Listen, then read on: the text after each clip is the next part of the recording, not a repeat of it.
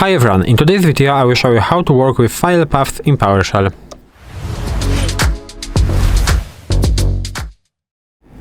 So, in this video you will learn how to build, split and resolve file paths safely in PowerShell. We can start with the, I think the most useful one, which is building path, and we will do it maybe in a function to make it a little bit nicer. So function like this, for example, build and path. Now, in order to build path in PowerShell, you have to use cmdlet join and path like this. Now, you have to specify the parent path like this and inside of the quotes. So for me, it will be, for example, temp. It is only the example, it doesn't really matter. You can choose something on your own. And now you have to specify the child path. So child path, and now you have to specify, for example, I don't know, the file .txt, file1.txt. I think that should be fine. And now you can close that. We can close that function.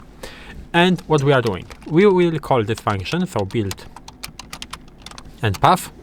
And as you can see, we have the output, and this join path cmdlet handles separators automatically, as you can see, because we don't have a backslash right there. It is added automatically, so we are basically merging this and this into one path. So this is how it works, and it is safer than using a manual strings. So you should, instead of doing something like this, so for example c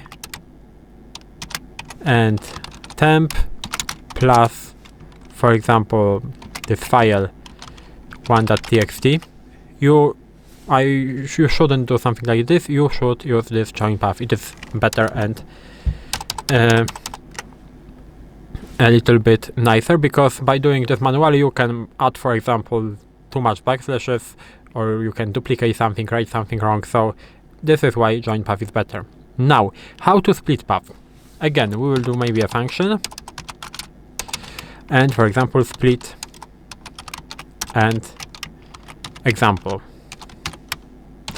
Now we will do the split path. So the comment looks the same almost, but we are changing one word. So split path, and now we will do the same path as we have above, so temp and file 1.txt like this, and we will call that function. So split example, and what we are doing, we are returning the parent directory. As you can see, this is c and temp, so this is the parent directory right there, and this is the child directory right there. With the split path option, you have some more options that you can do. So split, you can do split path. Again, we have to write this path right here, so temp and file .txt, and we can use leaf.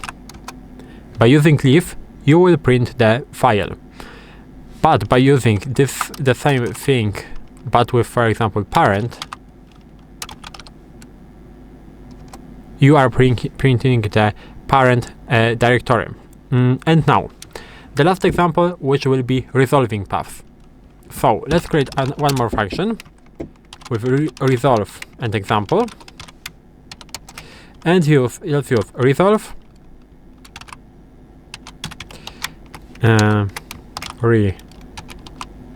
resolve and path, and now we will do test, or maybe file 1.txt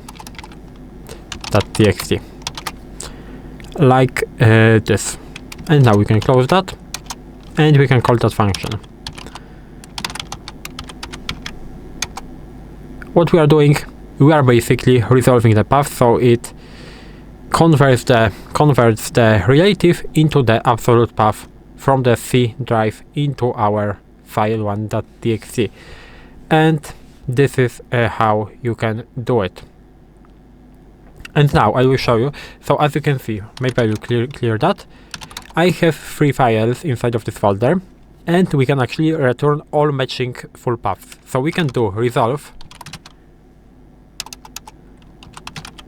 and path, and we can actually use wildcards. So dot backslash and all files with txt extension, like this. It should work. And as you can see, as I said, we are getting output of 3 files.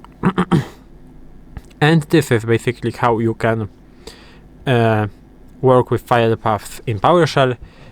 You can use join path, split path, and resolve path. If you found this video helpful, please leave a like, subscribe to the channel, and I hope to see you in the next videos.